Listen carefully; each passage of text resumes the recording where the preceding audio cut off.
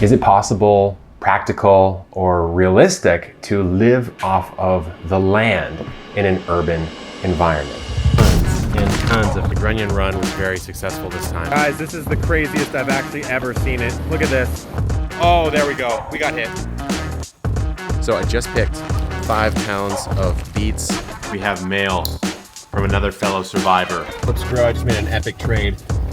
We've got 36 eggs sitting down in here. So I have to do stuff like this, but man, it is so tiring to try to source 100% of your own food.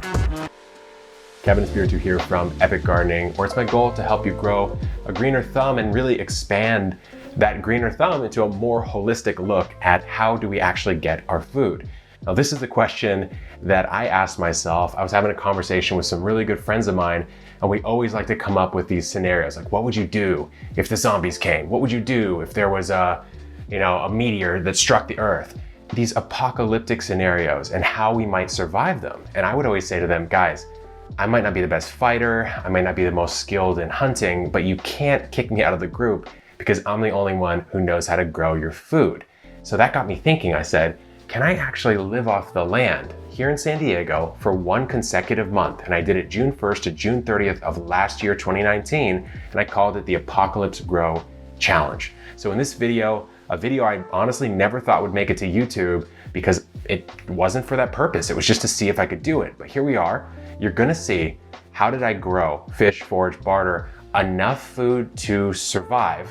Spoiler alert, I did not thrive, but survive off of the land. So without further ado, cultivate that like button. You know you have to, because this is a truly epic saga, and let's get into the video. The first thing we have to lay out are the rules of the challenge. Now, you may not agree with the rules I set forth, but these were the rules and I did adhere to them as perfectly as possible.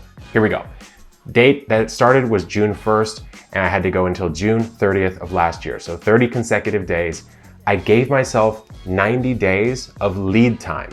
So 3 months prior to the challenge, I was allowed to grow food and preserve it, grow food and store it, or I could even fish and preserve it or freeze it, although I really didn't do a whole lot of that.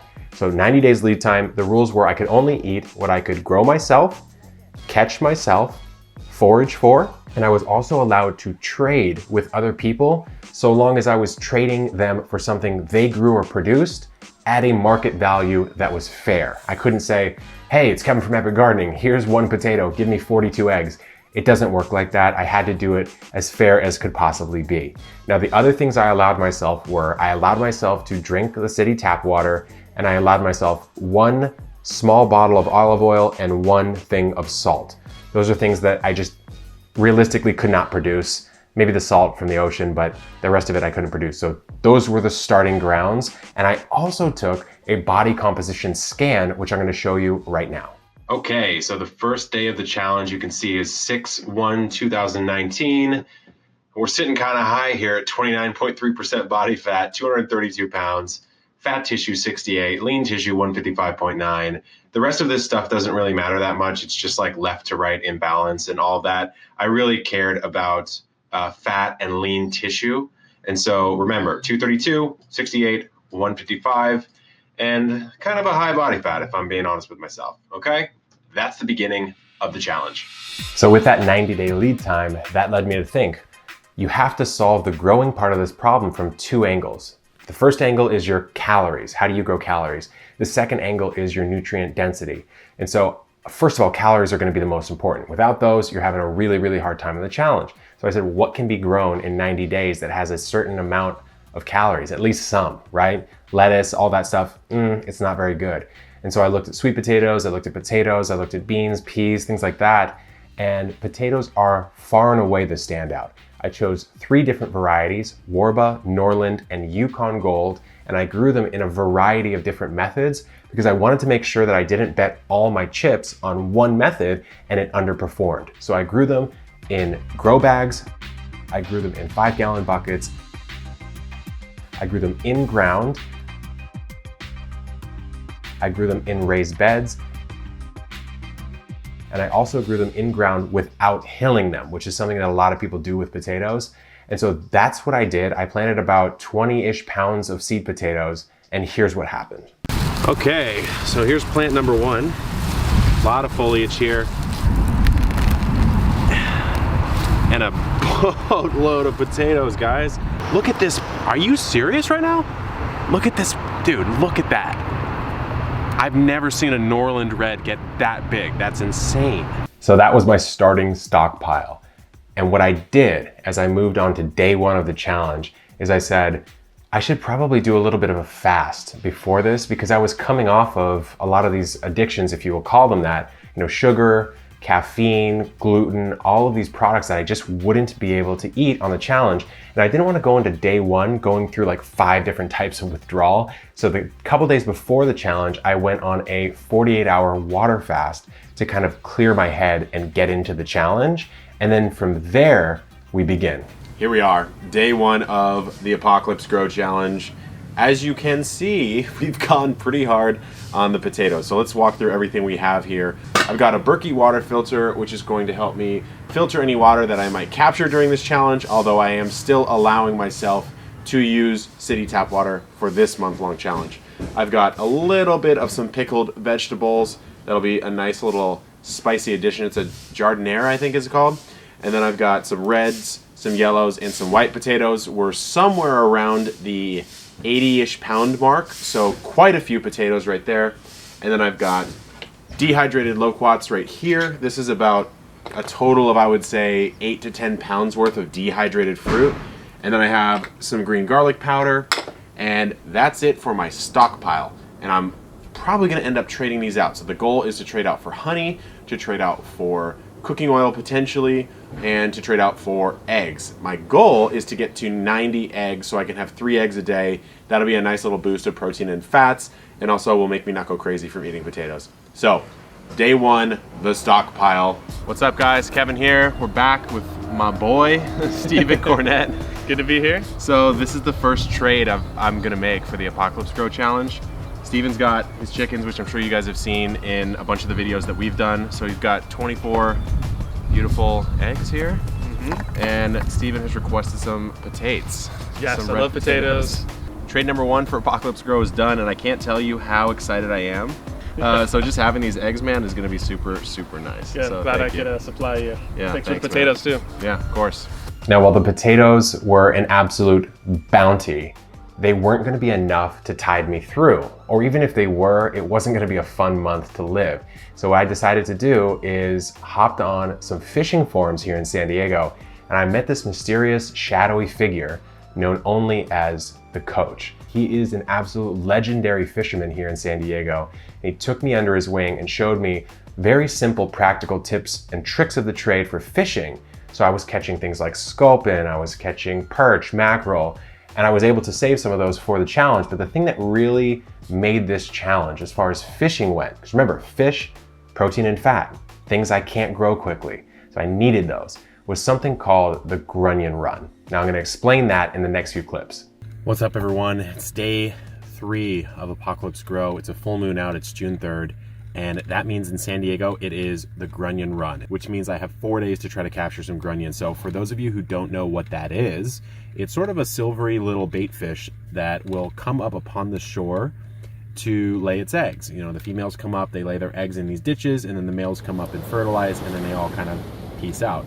Insane. The spawning period is March to June. The protected time is April and May. So that peak spawning period. Now we're in June, and now regulations wise you are allowed to take grunion, but the rules are very specific. You can not capture them with nets, you cannot capture them with poles and rods and reels, you cannot trap them by digging holes, you can only capture them naturally by hand and place them in a bucket for capture and for storage. You cannot get them with the bucket. For this challenge, I will be trying to get a fair amount of them. We will see. Guys, this is the craziest I've actually ever seen it. Look at this, thousands of them. Oh my gosh, look at that. It's like 1 a.m. right now, and look at that. 1, 2, 3, 4, 5, 6, 7, 8, 9 grunion on my first grunion run. Pretty stoked about it. Pretty tired, pretty hungry actually. But I'm gonna save these for tomorrow. Running around, I actually took my boots and my jeans off, and I was running around in the ocean in my boxers, screaming and like getting super stoked when I got these grunion. because they are tricky to get. Anyways, just cleaned and filleted them. We'll probably be using these in a grunion meal tomorrow. Hopefully over the next few days we'll get a bunch more too. I'm gonna have my cousin come down, so it's time to go to sleep. All right, day 3, Apocalypse Grow, we're out. It is June 4th, almost midnight. The grunion run was very successful this time. Oh, I've been sprinting on the beach for like 45 minutes, just trying to get all these guys. Check it out. I don't know if you can see, but we gotta get these guys home, clean them, prepare them, and probably make a stew for tomorrow. I'm thinking potatoes, beans, grunion. I'm tired, guys. Trying to do the Apocalypse Challenge in as little space as I had, which is 15 by 30 feet grow space, meant I really only had to grow potatoes, or I could only grow potatoes to even have a chance. So I have to do stuff like this. But man, it is so tiring to try to source 100% of your own food. With enough grunion to last me at least a little bit, as well as some fodder for trades, I moved into the world of foraging. Now remember, this entire time, I'm still cranking produce out of the garden. We're checking on the veggie pod. Maybe another week or two I can start come again harvesting that. My nutrient-dense greens are coming out. I'm harvesting beans every single day and eating as many of those as I can, but I'm basically exhausting my garden on a daily basis just to try to get enough food. And so I said, I have to hit the streets. There's a couple different things that I did. First of all, there's an entire app called fallingfruit.org, which has a Google Map overlay of the different fruit trees in your area that you can forage from publicly. So I started to do that, but I also networked with a couple friends and we found this amazing kumquat tree. Day 5, Apocalypse Grow. I got a lead on some kumquats that were going to go to waste. Actually, I mean, they are going to waste. Look at the ground. They're actually falling all over the ground. If you don't know, super delicious, very tart, and you can even eat the skin. So we're gonna harvest as many as we can, and I'm gonna eat a lot of these for sure, because I need some sugar in my life after having no cookies and stuff. But also, these are gonna be a great barter.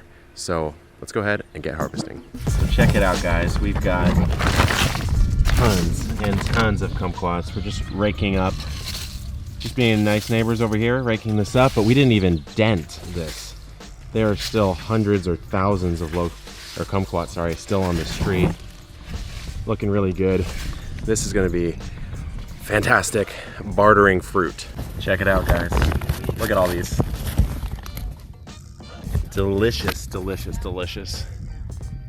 So I just picked 5 pounds of beets at a friend's garden in exchange for 3.5 pounds of kumquats, I think. And I harvested about 11 pounds from the forage. So pretty good trade. I'm definitely not gonna need 11 pounds of kumquats, but these beets, and especially these beet greens, I find to be really delicious and nutritious. So barter number 2 for Apocalypse Grow complete. So far in the challenge, bartering has gone really well. So I've bartered with about 4 or 5 people, some in person, some via mail. We have mail from another fellow survivor. And so I'm just gonna run through some of the stuff that I've got here. All of this zucchini and squash I got from my friend Grow G Dimensional on Instagram. Traded some rare seeds as well as a garden consultation. We have from Botanical Busters, this is stinging nettle, so dehydrated stinging nettle, some spring and summer, winter and fall fire cider, some California laurel bay leaves. I need bay leaves and I didn't have access to them. I want to make a vegetable stock, and so I can start making some potato and fish soups. Honestly, almost the most excited about a lemon because I haven't had a lemon in 8 days, and lemons are so versatile in the kitchen for recipes. She sent through a lemon, some fire cider sort of powder that I can use. Kenna Coat on Instagram sent me through some mulberry jam as well as some of her homemade soaps. This is called Nocino, and it is a liqueur made from vodka, black walnuts. It smells delicious. It's like a little after dinner liqueur. I haven't had alcohol in this challenge, not that I really drink that much anyways, but having this homemade liqueur, oh man, I cannot wait. So needless to say, bartering has gone pretty well for this challenge. What's up, everyone? So I've got a long cane pole here with a tiny little worm, and apparently you can catch some sunfish down here. So I want to show you just how easy this is. No guides on this. You're just old school dropping a worm in the water. Check it out. That's how easy it is to catch these guys right in the water. Boom, you get hit, you pull it out, and you're done. We'll drop it right down in this little hole.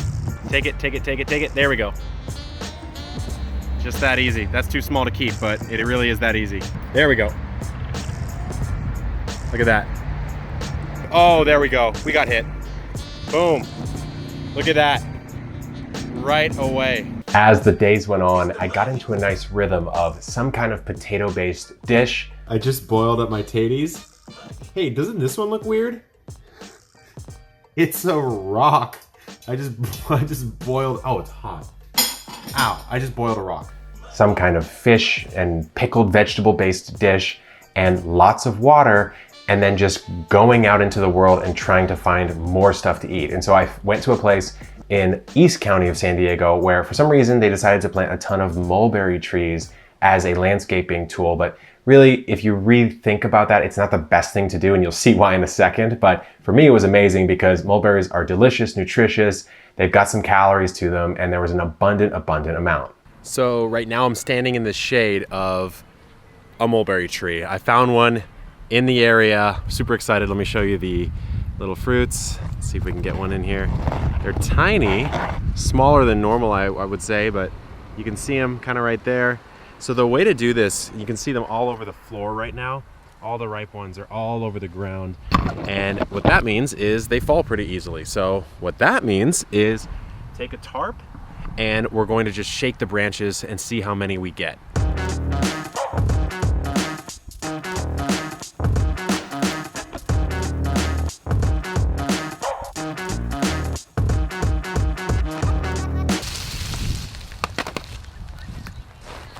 Maybe a couple pounds of mulberries just from shaking the branches. And I could have gone all day. I mean, there's probably 50 plus pounds, if not 100 plus pounds of mulberries on there. It's just access is a problem. It's hard to reach. So I climbed up on this bench here and I shook it like crazy, and then they just started falling. And I'll tell you one thing, apparently these are more nutritious than blackberries. I almost want to say I prefer the flavor. It's freaking good, guys. So big haul of mulberry is going to be a nice little fruit addition to the Apocalypse Grow Challenge. Free fruit foraged in a park. Doesn't get any better than that. Day 10 of Apocalypse Grow. I just made an epic trade. We've got 36 eggs sitting down in here, living their best life, and some mint. What did I trade? I traded about 1.5 pounds, 2 pounds of kumquats. So this is from a fellow Apocalypse survivor that really was overflowing with eggs but had no fruit. So to her, 1.5 pounds, 2 pounds of kumquats was worth the trade for 36 eggs. And I'm happy to make that trade because I need that protein and fat. So yet another successful trade. To make this month even crazier, check out what happened during the actual challenge itself. Big day, guys. Look what's here. Oh my God. We actually got it. Oh my God. Took so long to get to this milestone. So cool. June 12 on the Apocalypse Challenge. Look who's here. Hey, Ryan guys. From the Horticult. You probably have seen him in a couple other of our videos. We did a little barter today. Oranges. And what did I give Ryan? We did a home cooked meal of farm fresh eggs with some vegetables, some hash browns diner style, and then some kumquat and orange juice for that citrus, which he has an abundance of, right? Like it's falling off your tree. So Later, oh yeah, we got another treat coming later. This is wine from Chrissy over at Green Gardens Nurseries, another barter play. As the challenge reached its midway point, I was feeling like I was in a bit of a rhythm. You know, I wasn't craving caffeine anymore. I wasn't craving sugar, drinking lots of water. Energy levels overall, they were pretty good. The thing about it is when you're eating too few calories, you're just eating too few calories and you can't really get around that. So sometimes my energy would dip pretty low and I'd try to rest as much as I could. And then as soon as I had that energy back, I would go out, go fish, tend to the garden, try to make a trade, go do some foraging. But something that really was the bright spot of the challenge was the midway point. June 15th, 2019, some friends of mine on Instagram, my friend Anne at Real Hens of OC, she was actually concurrently doing the challenge with me at a much higher level. She joined me on this challenge and she volunteered her house for what we called the Apocalypse Potluck. And so it was her, my friend Randy, Freckle Californian, Brian at Never Enough Dirt, Amanda at Forage and Grow, and my cousin John at Cast and Spear, who has an awesome fishing YouTube. He's kind of like the Epic Gardening of fishing, right? And so we networked all together. We all brought stuff that we had 100% homemade, homegrown, or bartered for. And we created this insane spread of food. We're in the Apocalypse Trading Center right now, doing some bartering. What's up?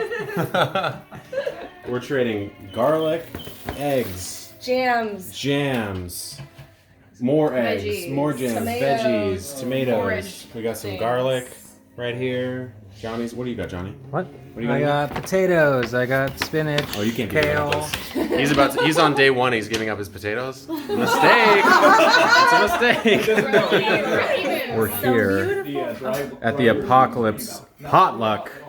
And these are foraged. This is ingredients from that we forgot. Freckled So right now, Californian. curry here. We've got chutney. What's this one, Ann? That's ragu. Okay. Eggplant ragu with fried elephant garlic on top, and it goes on top of the quinoa. Oh, the elephant garlic. Let me get a rice This- for your rice. Spread. Borage flowers too. Whoa. After the potluck, I went home full. I just felt full in all regards. My stomach was full. I felt full of joy. You know, I actually got to see some friends who were like-minded and doing the same thing. It was really, really great. And I ate so much food. I literally hadn't felt full in 2 weeks. And so I just gorged myself. And that kind of carried me over for a little bit. I fasted for a couple days after that, just because I didn't feel that I needed the food. So I just drank a bunch of water. And then after this point, we really went into hanging with some friends. I would trade some lemons, I would trade some microgreens, all that stuff. And we got into kind of a rhythm with the challenge, which is where my filming kind of stopped a little bit. I felt like I was almost released. I was like living this new life and I didn't need to track it or journal it anymore. And I kind of just floated along through towards the end of the challenge. As the Apocalypse Grow Challenge came to a close, I was really excited because I had a cool trip up to Tahoe planned on July 1st. And that was like my reset. I was gonna eat a pizza, I was gonna do all this stuff, but I wasn't done. I still had a few days left of the challenge, so I had to say, hey, let me go get that body composition scan again and see what happened. And I couldn't believe the results. All right, we are now close to the end. I did it one day before the end, and we've got a body fat that went up. Now that's really interesting, and I'll explain why in a second. But my total mass went down a little bit over 10 pounds. My fat tissue only went down about a little less than 2 pounds, 1.5 pounds, but my lean tissue went down quite a bit. And the reason why I think that happened, look, you got a 156 to 147, so I lost 9 pounds of lean tissue. The reason why that happened is because I was eating under caloric intake. I was eating a macronutrient profile that was more or less exclusively carbohydrates with as much fat and protein as I could reasonably get. And so I think my body's just started to consume its own tissue to actually support the protein requirements that I needed. I'm not a nutritionist or a dietitian or anything like that, but that's just my personal theory. You know, too few calories, there's nothing you can do. You're just going to lose that game. And so my relative body fat actually went up, although in an absolute sense, I actually did lose fat tissue. So it took me a little bit after this challenge to recover from this, but it was nevertheless interesting to see that this is what happens. Now that I've had some time, a year almost exactly actually, to think about the challenge and reflect on my performance and what I would do differently, here's some things that I learned. Number one, 3 months is really not enough time to source enough of that food from the garden to have it count as like growing everything you need to live. Basically, you can get potatoes done in that time and you need a decent amount of space. Although the potatoes did really, really well, and I'll say the method that I'm favoring these days is planting them in ground and just not hilling them at all, planting them a little bit deeper. But of course, if you're in an urban space, 5-gallon buckets and containers like a grow bag work really well too.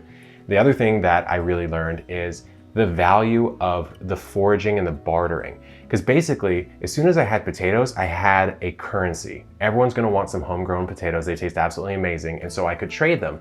But I was trading a really calorically dense thing for sometimes things that weren't so calorically dense. You saw early on, I traded potatoes for eggs, and that was more of like a macronutrient trade. I just knew I needed some fat and protein. And so I made a trade that lost me calories, but gained me fat and protein. And so what I decided to do from then on is some of the stuff I would forage, my kumquats, my loquats, my mulberries, I would forage and trade those for things that had a little bit more calories, like eggs, things like that. As long as it was a fair trade to that person, then we were good to go. Now, the other thing I learned is that I couldn't have done this without other people.